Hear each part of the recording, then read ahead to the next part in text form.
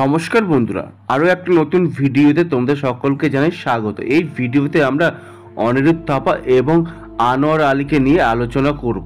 তোমরা সকলেই জানো 29শে জুলাই থেকে মোহনবাগানের সিনিয়র টিমের অনুশীলন শুরু হয়েছে এবং সেই অনুশীলনে অনিরুদ্ধ থাপা অনুপস্থিত ছিল এবং অনেকে মনে করছিল অনিরুদ্ধ থাপা হয়তো অন্য কোনো ক্লাবে যেতে পারে বা অন্য কোনো ক্লাবে সাইন করতে পারে, কিন্তু না, সে মোহনবাগানেই রয়েছে এবং 30শে জুলাই সে প্র্যাকটিসে জয়েন করেছে এবং এই নতুন মরশুমে অনিরুদ্ধ থাপার জার্সি নাম্বারও সম্পূর্ণভাবে চেঞ্জ হয়ে যাচ্ছে।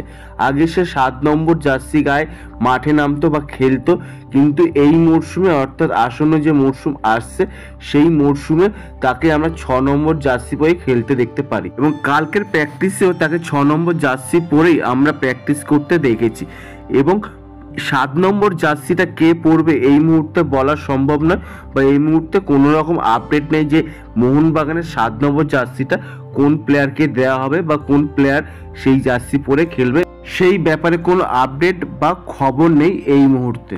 পরবর্তী আপডেট হলো আনোয়ার আলীকে নিয়ে। আনোয়ার আলীর ব্যাপারটা সম্পূর্ণ প্লেয়ার স্ট্যাটাস কমিটি দেখছে এবং প্লেয়ার স্ট্যাটাস কমিটি নির্ধারণ করবে যে আনোয়ার আলী কোন টিমে খেলবে। ইস্টবেঙ্গল, মোহনবাগান নাকি দিল্লি এফসি, কোন টিমের player Anwar Ali player status committee নির্ধারণ করবে।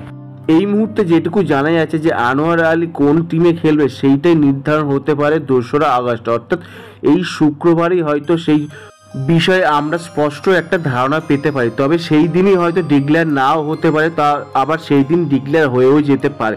তবে দেখা যাক শুক্রবার অর্থাৎ 2রা আগস্ট কি ডিসিশন নেয় প্লেয়ার স্ট্যাটাস কমিটি এই আনোয়ার আলীকে নিয়ে। যদি আনোয়ার আলী এই মোহনবাগান টিমে যদি না কন্টিনিউ করতে চায় তাহলে অবশ্যই মোহনবাগান একটা বিশাল অঙ্কের ক্ষতিপূরণ দাবি করতে পারে বা ক্ষতিপূরণ দাবি করবে। সেটা কোনো ক্লাবের পক্ষে দেওয়া সম্ভব কিনা সেটাও একটা দেখার বিষয়। তবে দেখা যাক 2 আগস্টে কি আপডেট আসে এই আনোয়ার আলীকে নিয়ে। অন্যদিকে আনোয়ার আলীকে নিয়ে প্রথমবারের মতন মুখ খুলল সঞ্জীব গোয়েঙ্কা। তিনি বললেন আনোয়ার আলী একজন খুব ভালো প্লেয়ার এবং আমার খুব পছন্দের একজন প্লেয়ার। সেই প্লেয়ারটা কোনোদিনই কাউকে বলেনি যে আমি মোহনবাগানে খেলতে চাই না, কিন্তু মোহনবাগান তাকে রাখতে চায়। এদিকে আনোয়ার আলীকে যারা পরিচালনা করছে বা যারা বুদ্ধি দিচ্ছে তারা ভুল পথে পরিচালিত করছে এই আনোয়ার আলীকে, যার ফলে আনোয়ার আলীর এই জিনিসটা সম্পূর্ণ একটা বিশাল বড় একটা সমস্যার সম্মুখীন হচ্ছে। সুতরাং বলা যায় যে সঞ্জীব গোয়েঙ্কাও চাইছে যে আনোয়ার আলী মোহনবাগানেই কন্টিনিউ করুক। এবার প্লেয়ার স্ট্যাটাস কমিটি নির্ধারণ করবে সে আনোয়ার আলী কোন টিমে খেলবে আলটিমেটলি। এবার দেখা যাক এই আনোয়ার আলীর যে এই আপডেটটা 2 আগস্ট আসবে সেটা কার ফলে যায়, মোহনবাগানের ফলে যায় নাকি আনোয়ার আলীর ফলে যায়, সেটাই এখন দেখার বিষয়।